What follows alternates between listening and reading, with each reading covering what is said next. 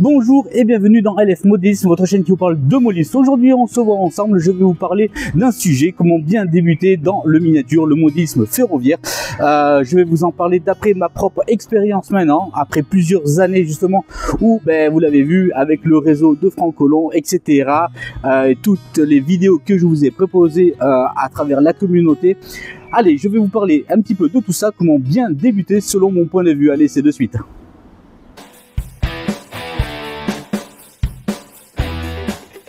Bonjour et bienvenue dans LF Modélisme, votre chaîne qui vous parle de modélisme. Allez, c'est parti, comme je vous le disais donc en préambule, le sujet de cette vidéo. D'après mon retour d'expérience personnelle, après plusieurs années maintenant de miniature de modélisme ferroviaire, comment bien débuter selon mon point de vue dans ce monde, justement. Plusieurs points à aborder. Tout d'abord, vous êtes d'accord avec moi que voilà, le modélisme ferroviaire est de plus en plus coûteux. Il faut dire les choses d'entrée, c'est quand même une discipline qui va vous demander pas mal donc d'argent, du temps, de la place, parce que voilà, donc dans ce qu'on vient d'énumérer, ce sont vraiment les trois points clés.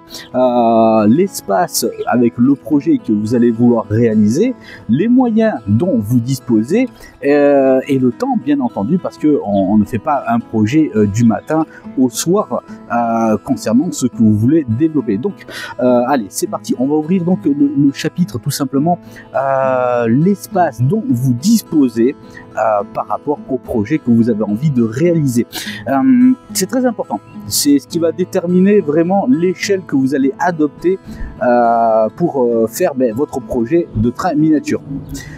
Très important, donc si vous disposez d'une pièce complète pour votre projet de modélisme ferroviaire, je pense que vous ne pouvez pas vous refuser de faire de l'échelle 1/87e, c'est-à-dire l'échelle HO. C'est une échelle la plus pratiquée, c'est l'échelle où est-ce que vous allez trouver le plus de matériel, que ce soit dans toute compagnie ferroviaire, que ce soit du SNCF, du DB, du CFF, etc., de l'italien, de l'espagnol, voilà, américain. Il y a toutes les compagnies, on va retrouver vraiment de tout matériel selon l'espace que vous disposez. Si vous avez envie de vous lancer dans un projet à l'échelle HO, voilà, donc vous disposerez et vous allez trouver de tout matériel, que ce soit dans le neuf ou que ce soit même dans le marché de l'occasion. On y reviendra un peu plus tard sur le marché de l'occasion. Une fois que vous avez déterminé l'espace, si vous n'avez pas assez justement pour faire de l'échelle 1/87e, vous pouvez vous tourner vers l'échelle N, l'échelle N qui est le 1/160e, qui propose maintenant de plus en plus de matériel SNCF. Il y a eu un gros boom, on va dire, sur ces 5 dernières années où, on va dire, les revendeurs, les fabricants ont proposé du matériel vraiment exceptionnel qui n'a rien à envier à sa grande sœur, l'échelle 1/87e. Je vous parle de ça, pourquoi? Parce que l'échelle N était boudée il y a encore une dizaine d'années, parce qu'on ne trouvait pas assez de matériel français, parce que voilà, c'était difficile peut-être de faire un beau réseau comme on voit dans nos régions pour les personnes qui veulent faire du réel, d'après une photo, d'après l'histoire tout simplement. Ce que je peux vous dire, c'est que le N est vraiment un très bon compromis aujourd'hui, même si vous avez beaucoup d'espace, ce qui vous permettra, à l'inverse de l'échelle HO, si là où vous allez mettre peut-être 3-4 wagons sur une rame, avec l'échelle N, pas d'excuse, vous pouvez vous faire une belle rame de 12, 14, 15 wagons par exemple sur une rame fret. Il n'y a aucun problème, tout dépend de l'espace que vous y tenez. Encore mieux si vous avez une pièce dédicacée seulement pour l'échelle N. Je vais parler également de l'échelle Z, le 1/220e. C'est une échelle, oui, jusqu'à dernièrement, je vous en ai parlé avec le reportage et la rencontre de Moïse de Hazard Model, qui ne proposait pas jusqu'à présent de matériel SNCF, donc de matériel français. Le matériel roulant maintenant n'a plus d'excuses avec justement Hazard Model, où est-ce qu'on voit de très belles locomotives et également des voitures passagers et également du wagon de transport de marchandises à l'échelle Z. Donc on peut maintenant réaliser, et vous l'avez vu, vous le verrez prochainement dans une autre vidéo avec des kits région et compagnie où on propose des gares, des halles, etc. à l'échelle 1/220e, à l'échelle Z. Voilà, donc mais vraiment si vous avez très peu de place chez vous ou que vous êtes vraiment en animation par le tout petit, faites du Z tout simplement. Maintenant il y a de quoi faire de très grands, très beaux réseaux sur une très petite superficie. Donc voilà, vous verrez au fur et à mesure dans les salons qu'on fera la 4e saison, il y aura des réseaux à l'échelle Z. Allez, donc une fois que vous avez déterminé tout simplement l'échelle que vous avez envie de reproduire, tout simplement, il y a l'aspect financier. L'aspect financier est très important à prendre en compte. Pourquoi? Parce que c'est pratiquement 80% du monde du miniature, du monisme ferroviaire. Pour ce faire, commencez, et ça je l'ai toujours dit et je ne suis pas le seul, commencez avec des packs de démarrage. Les coffrets de démarrage que proposent plusieurs marques à l'échelle HO, à l'échelle N, à l'échelle Z, oui, mais sur des compagnies allemandes DB, ce que propose Marklin. Et à l'échelle N et à l'échelle HO, vous allez trouver des coffrets de démarrage avec un bel ovale, parfois avec un aiguillage et une voie de stockage pour une halle marchandise. Voilà, il y a plusieurs possibilités. Mais commencez rapport qualité-prix par un coffret de démarrage où vous allez trouver donc le transformateur, une locomotive peut-être pas de haut gamme mais de milieu de gamme, mais qui sera tout à fait bien adapté à ce que vous voulez faire, c'est-à-dire débuter, pour faire la main aussi également.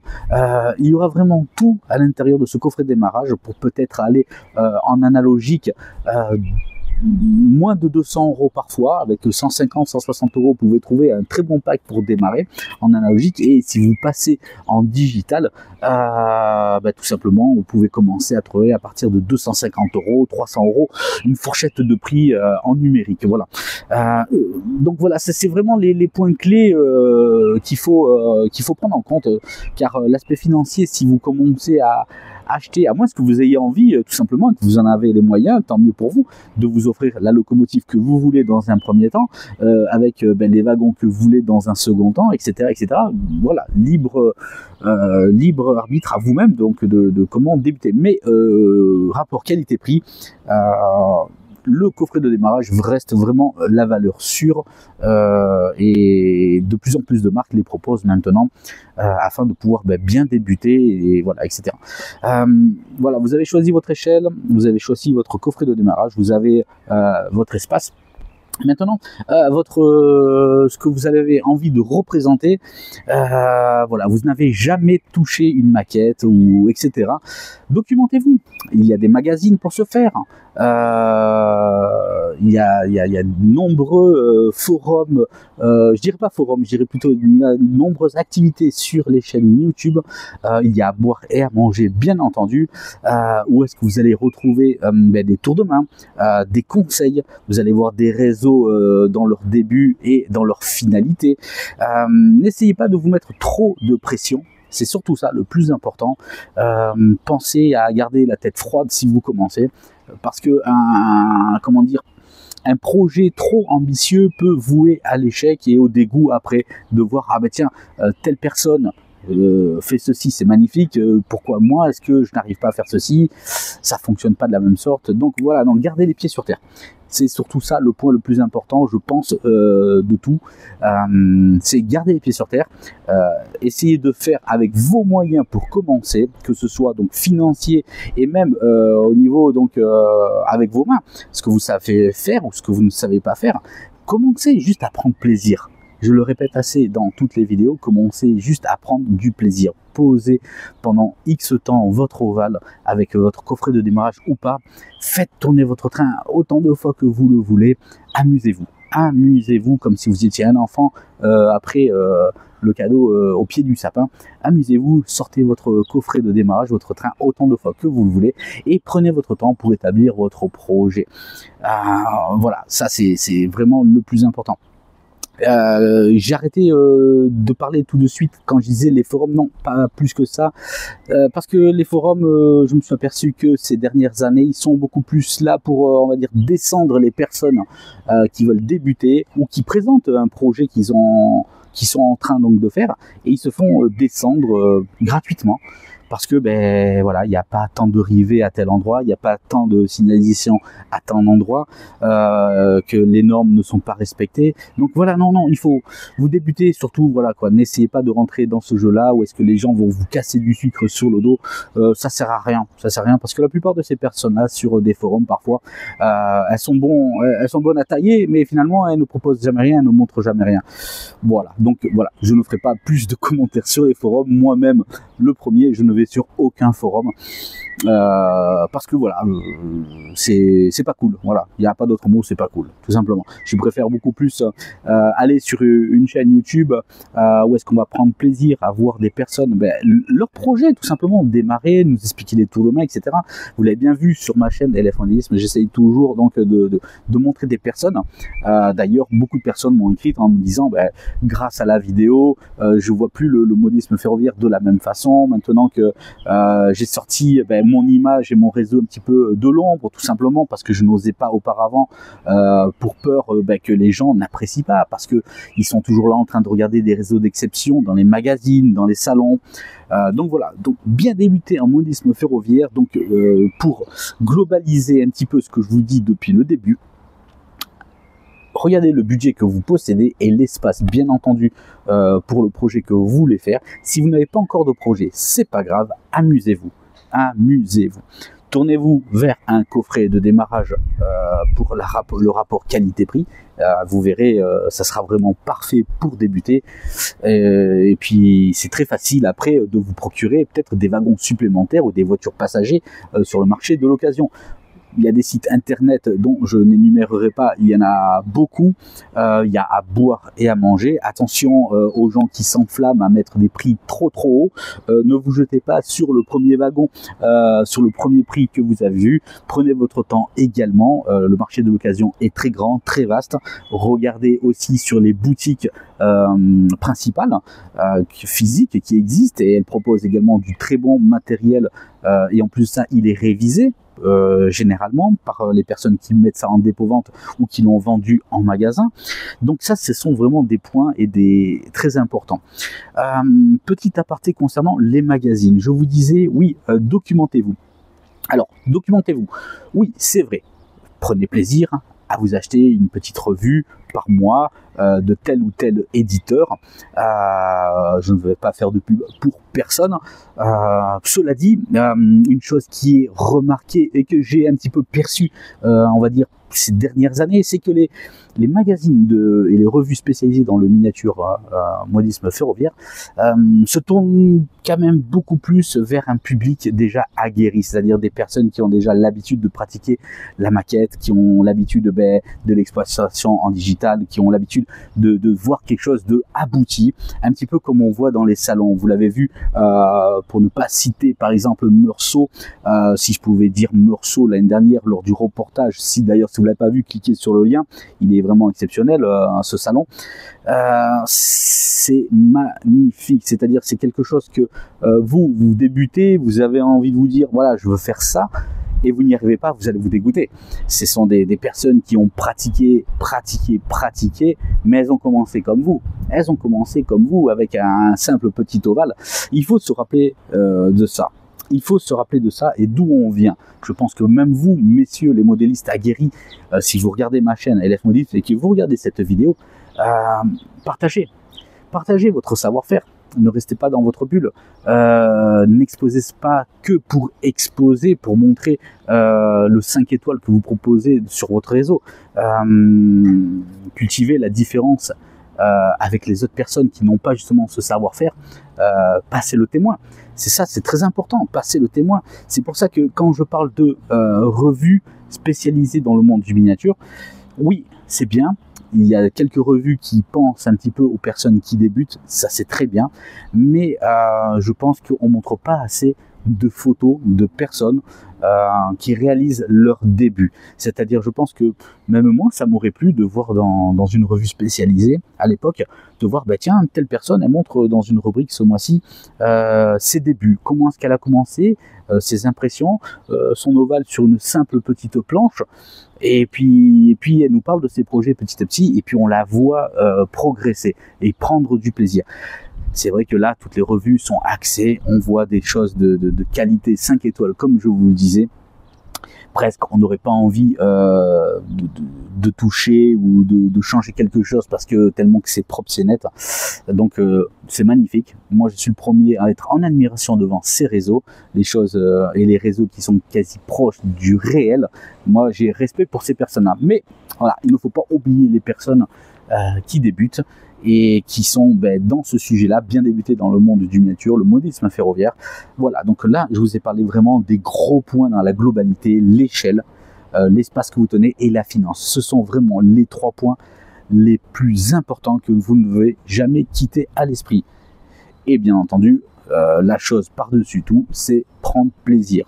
Voilà, n'oubliez jamais ça en ligne de mire, c'est prendre plaisir avant tout. Le jour où vous prenez absolument aucun plaisir à voir tourner votre train et que, excusez-moi l'expression, mais que vous faites chier finalement, il faut passer à autre chose parce que ça voudrait dire que vous avez loupé des étapes dans justement dans votre conduite à tenir, dans votre progression en tant que modéliste, dans le miniature, dans le train.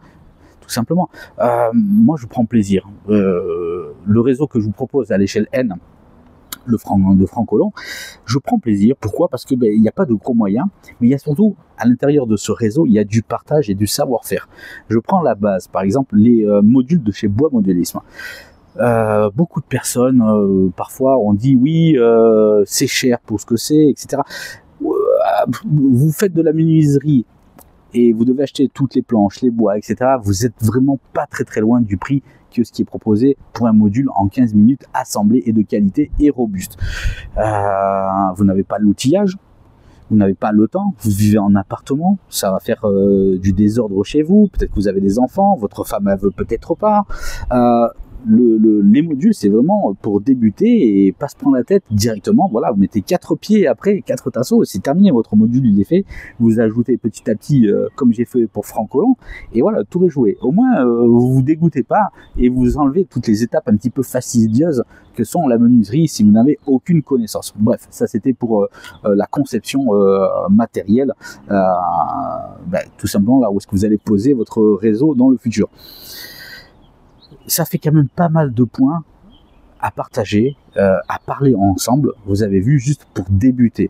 Parce que on a beau avoir trouvé l'espace, il va falloir faire une surface pour son réseau, donc des modules, ou sur des planches fixes. Pensez plus peut-être dans le futur si vous devez déménager, si pour n'importe quoi, qu'on puisse accéder à votre réseau et toujours que vous puissiez l'enlever pour s'il y a un problème. Imaginez un dégât des eaux important, etc. Là, vous défaites vos modules et vous les mettez ailleurs pour les protéger, tout simplement. Donc voilà. Après, ça dépend de vous, comment est-ce que vous visualisez votre propre installation. Donc voilà, il y a pas mal d'éléments à prendre en compte. Comme je vous disais, on a fait les 3 points les plus importants. Le prendre plaisir avant tout. Les revues spécialisées, oui. Bien sûr, un grand oui pour vous faire plaisir pour les yeux, pour lire, mais peut-être que vous ne vous y retrouverez pas directement dans ces revues spécialisées parce que vous allez voir des produits complètement terminés.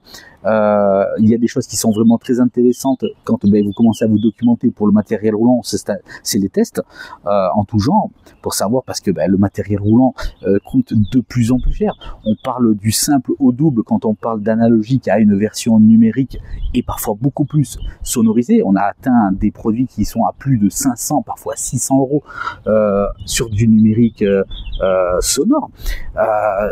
Voilà, on arrive à des moitiés de salaire pour certains. C'est quand même une discipline coûteuse. Il ne faut pas l'oublier, il ne faut pas se mettre dans le rouge. Ne vous mettez pas dans le rouge pour le train miniature. Faites petit à petit. Faites comme si vous étiez un enfant. Hop, c'est votre anniversaire. Hop, faites-vous plaisir. Une petite gare en laser cut ou en plastique sur d'autres marques qui brillent, Faller, etc. Nord. Voilà, pour citer plusieurs marques. Mais ne vous grillez pas financièrement, ça c'est super important. Pourquoi? Parce que si vous grillez financièrement, ça rejoint un des premiers points au début, votre projet n'aboutira pas parce que vous êtes dégoûté de ne plus avoir assez de finances pour pouvoir progresser et votre projet va stagner et donc voilà, tout simplement. Donc ne vous grillez pas financièrement, ça coûte assez cher. Le marché de l'occasion, il est là pour ça également. Donc faites-vous plaisir sur le marché de l'occasion. N'hésitez pas à poser des questions en boutique également si vous en avez proche de chez vous. C'est très important. Même si certains revendeurs en France abusent un petit peu des prix en magasin. Donc voilà, on comprend pourquoi certaines personnes se tournent vers à travers d'autres pays, les frontières également.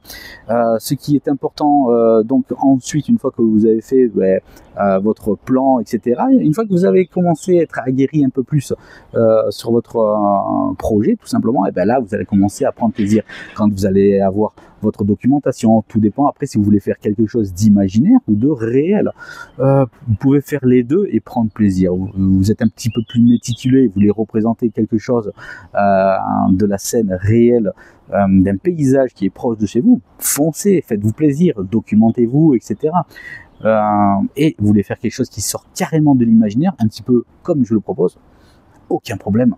Personne ne peut juger votre travail. Votre travail vous appartient à partir du moment où vous avez votre satisfaction personnelle. C'est le plus important.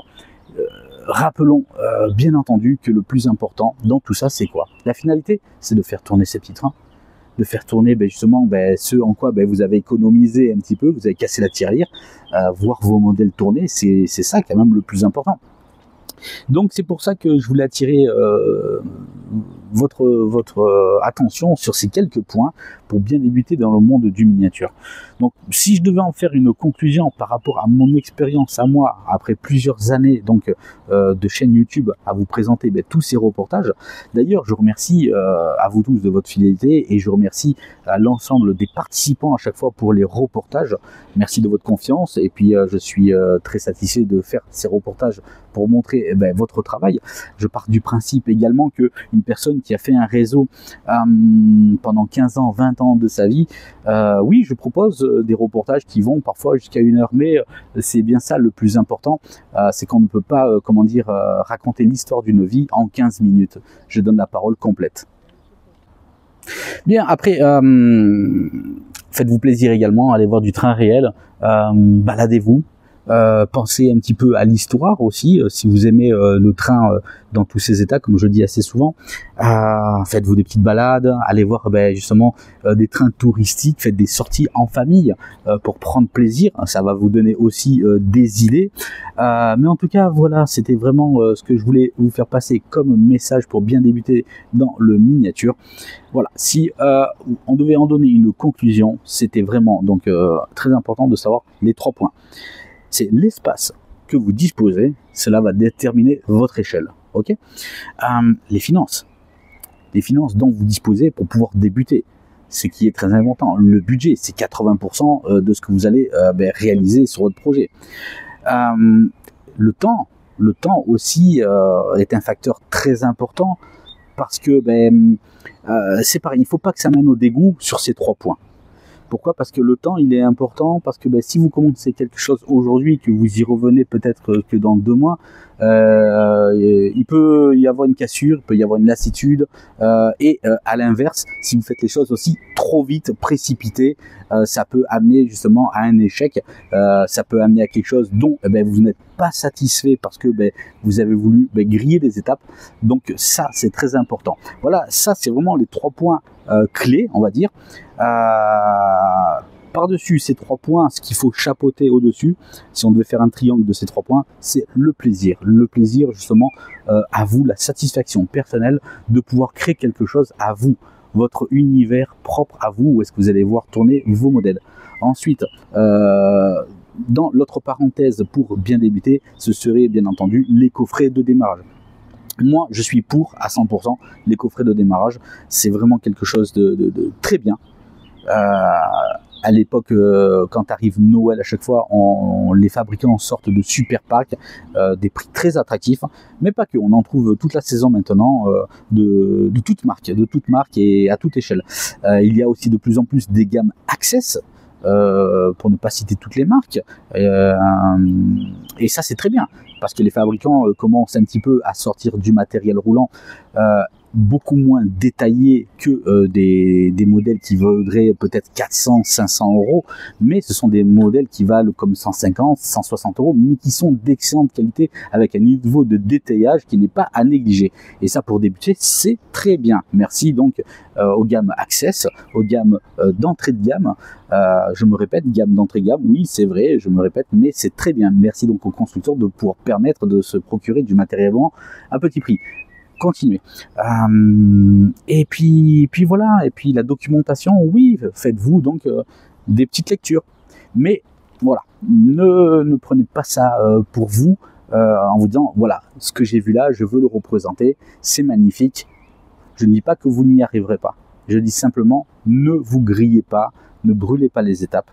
Faites seulement avec ce que vous savez faire et apprenez et regardez beaucoup de tutos, regardez et surtout essayez, n'ayez pas peur de vous planter avant de passer sur votre réseau pour faire la manip définitive. Essayez d'abord sur un petit support à côté, faites-vous un petit diorama d'essai, faites-vous un petit diorama d'essai à l'échelle que vous avez sélectionné et vous allez utiliser toutes les techniques. Vous allez faire donc du flocage, vous allez faire donc peut-être du relief, vous allez faire de la pose de voie, du ballast, de l'électricité, de la pose d'aiguillage. Voilà, c'est le miniature, le modisme ferroviaire, c'est une discipline où vous allez essayer de tout. Et bien entendu, si vous n'avez pas les connaissances en menuiserie, je vous en ai parlé, il y a toujours l'option des modules prêts à fabriquer. En 15-20 minutes, vous avez vos modules, vous posez vos voies et c'est fait. Si vous voulez pas vous prendre la tête. Il existe aussi, après une autre technique, si vous n'avez pas envie de vous prendre la tête à fabriquer des modules, etc., il existe des plateaux, ils sont préformés déjà, c'est Nord qui propose ça. Il y en a aussi dans d'autres marques, je ne sais plus là actuellement, n'hésitez pas à dire dans les commentaires s'il y a d'autres marques qui proposent des plateaux déjà préformés, ou en 8 heures, vous n'avez qu'à juste poser la voie, qui est indiqué sur le manuel et le tour est joué.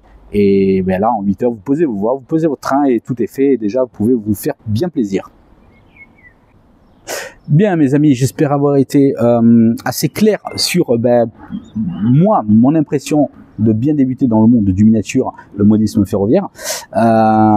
C'était vraiment ce que moi je ressens après plusieurs années d'expérience maintenant, afin que vous puissiez prendre du plaisir de suite également. Je ferai plutôt une autre partie pour vous parler un petit peu de si vous devez plus vous orienter vers l'analogique ou plus vers le digital. On n'entrera pas dans les détails professionnels, on entrera juste dans la discussion. Pourquoi peut-être opter plus encore de nos aujourd'hui par l'analogique et pourquoi plus pour le digital. On fera donc juste une petite comparaison de ces deux systèmes-là d'exploitation parce que voilà, ça rejoint le titre et le point budget. On passe du simple au double, voire triple pour certains dispositifs numériques. Donc voilà, donc ça sera vraiment sommairement pour vous parler de ça et on fera une troisième vidéo sur après comment se procurer du matériel, faire soi-même ou acheter pour le décor, les maisons, etc. Tous les systèmes. Et je mettrai aussi des personnes, des intervenants, vous-même de la chaîne, pour nous dire et nous en parler un petit peu de votre expérience. Et bien voilà, j'espère que ça a pu vous aider, que ça peut vous aiguiller. Je pense que c'est plutôt le bon terme, à savoir si vous lanceriez bientôt dans cette activité, dans cette discipline de train miniature, le modisme ferroviaire. J'espère que ces conseils vous seront précieux afin que vous puissiez prendre plaisir. Moi je vous dis à très vite pour une autre petite vidéo. Prenez soin de vous. Ciao ciao.